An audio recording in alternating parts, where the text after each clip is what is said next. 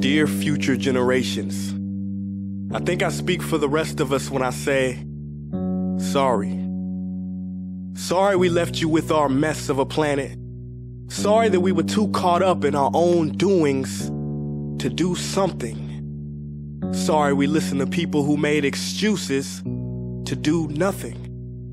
I hope you forgive us. We just didn't realize how special the earth was. Like a marriage gone wrong, we didn't know what we had until it was gone. For example, I'm guessing you probably know it as the Amazon desert, right?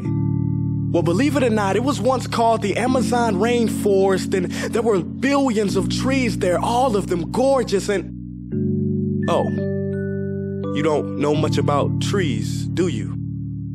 Well, let me tell you, trees are amazing. I mean, we literally breathe the air they are creating. They clean up our pollution, our carbon. They store and purify water, give us medicine that cures our diseases, food that feeds us, which is why I'm so sorry to tell you that we burn them down.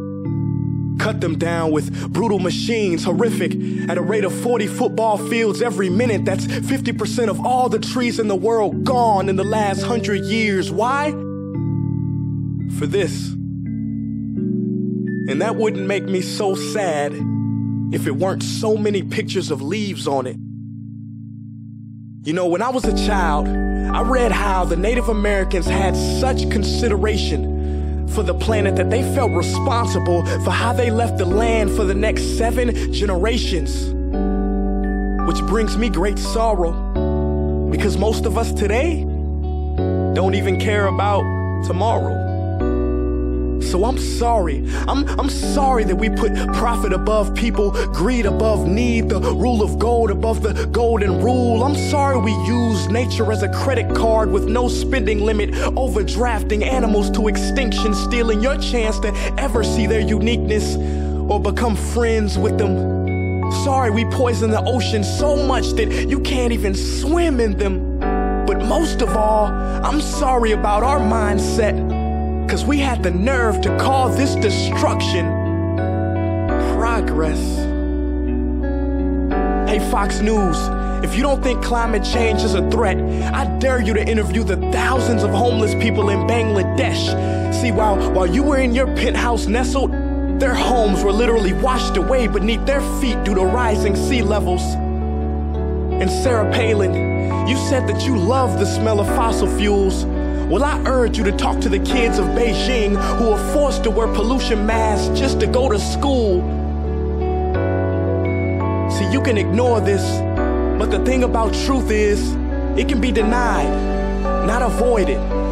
So I'm sorry, future generations. I'm sorry that our footprint became a sinkhole and not a garden. I'm sorry that we paid so much attention to ISIS and very little to how fast the ice is melting in the Arctic. I'm sorry we doomed you, and I'm sorry we couldn't find another planet in time to move to. You know what? Cut the beat. I'm not sorry. This future, I do not accept it, because an error does not become a mistake until you refuse to correct it. We can redirect this. How? Let me suggest that if a farmer sees a tree that is unhealthy, they don't look at the branches to diagnose it, they look at the root. So like that farmer, we must look at the root and not to the branches of government, not to the politicians run by corporations. We are the root, we are the foundation. This generation, it is up to us to take care of this planet. It is our only home. We must globally warm our hearts and change the climate of our souls and realize that we are not apart from nature, we are a part of nature. And to betray nature is to betray us. To save nature is to save us. Because whatever you're fighting for, racism or poverty, feminism, gay rights, or any type of equality, it won't matter in the least. Because if we don't all work together to save the environment, we will be equally extinct. Sorry.